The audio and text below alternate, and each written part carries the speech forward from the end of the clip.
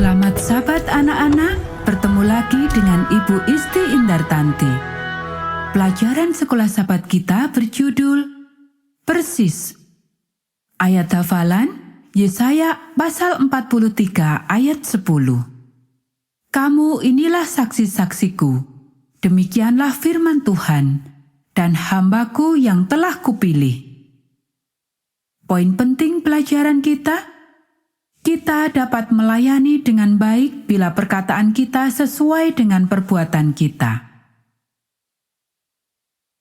Pernahkah engkau mendengar peribahasa yang mengatakan, kalau engkau mengatakan perkataanmu, sebaiknya engkau juga melakukan perbuatanmu?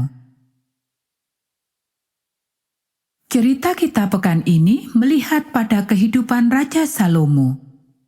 Apakah perkataannya sesuai dengan perbuatannya? Goyangan unta yang tidak berakhir dan sinar matahari yang hangat membuai sang ratu dan membuatnya mengantuk. Perjalanan dari Sheba di ujung selatan negara Arab adalah perjalanan yang panjang. Tiba-tiba terbangun oleh suatu teriakan, sang ratu duduk untuk melihat apa yang telah terjadi. Sambil menarik gorden yang menutupi kereta untanya, dia dapat melihat istana Salomo di kaki langit. Akhirnya kita tiba di rumah orang bijaksana itu, pikir sang ratu. Aku ingin tahu apakah itu sesuai dengan apa yang telah kudengar mengenai istana ini. Para raja yang melewati negerinya telah membawa kabar tentang Raja Israel dan hikmatnya yang terkenal. Tetapi dia tahu bahwa kadang-kadang kaum pria suka membesar-besarkan sesuatu. Beberapa dari antara mereka malah pernah menyebutkan bahwa Salomo adalah manusia yang paling bijaksana di dunia ini. Memutuskan untuk melihatnya sendiri, sang ratu telah mempersiapkan diri untuk melakukan perjalanan ke Israel. Pada setiap perhentian, sang ratu makin banyak mendengar tentang Raja Salomo. Segera dia akan tiba di hadapan sang raja. Mereka tiba di pinggir kota Yerusalem. Para ahli musiknya telah berkumpul dan memulai pawai mengumumkan kedatangannya. Para penjaga upacara Salomo telah datang untuk menyambut iring-iringan itu dan mengantar masuk sang ratu menuju kota Salomo.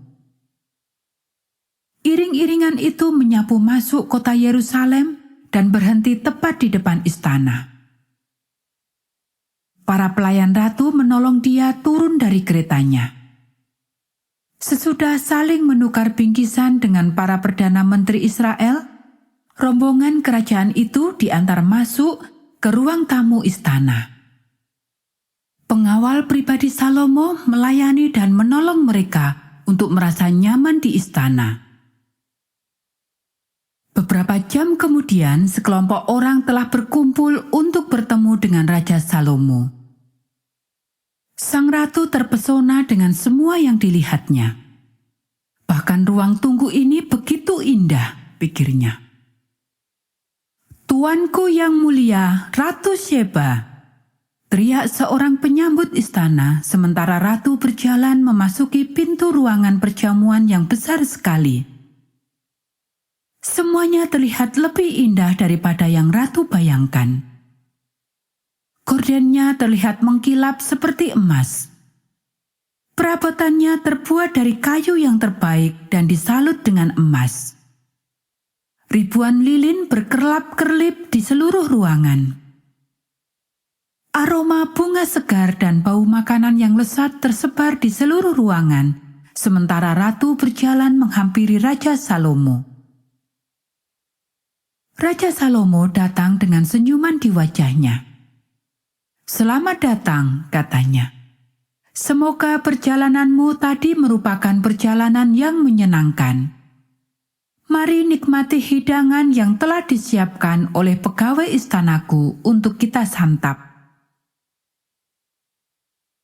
Berbulan-bulan sebelum meninggalkan istananya, Ratu telah memerintahkan orang-orang yang paling bijaksana di negerinya untuk membuat pertanyaan-pertanyaan dan teka-teki yang paling sulit untuk dijawab oleh Raja Salomo. Tidak ada batasan bagi pertanyaan-pertanyaan yang mereka buat itu. Mereka boleh membuat segala macam pertanyaan mengenai ilmu pengetahuan, sastra, matematika, sejarah, musik, filsafat, dan agama. Selama jamuan makan, ratu menanyakan pertanyaan-pertanyaan itu kepada raja. Kagum akan kemampuan raja dalam menjawab semua pertanyaan yang paling sulit sekalipun, penghargaan sang ratu terhadap raja semakin besar. Selama beberapa hari ratu berada di Yerusalem. Dia menghabiskan berjam-jam waktunya untuk menguji Salomo.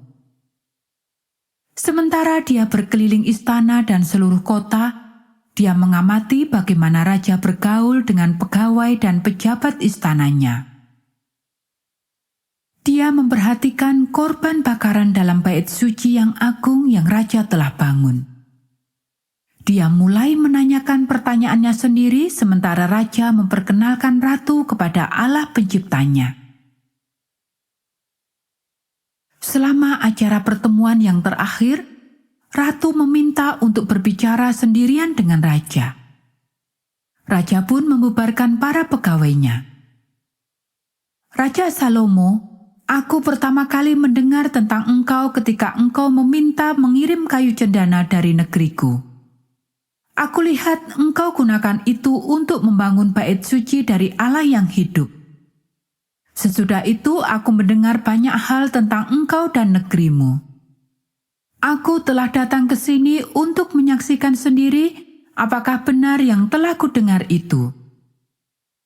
Sejak kedatanganku dan pertemuanku denganmu dan semua pegawai-pegawaimu, aku telah membuktikan sendiri bahwa semua yang telah kudengar itu adalah ternyata benar.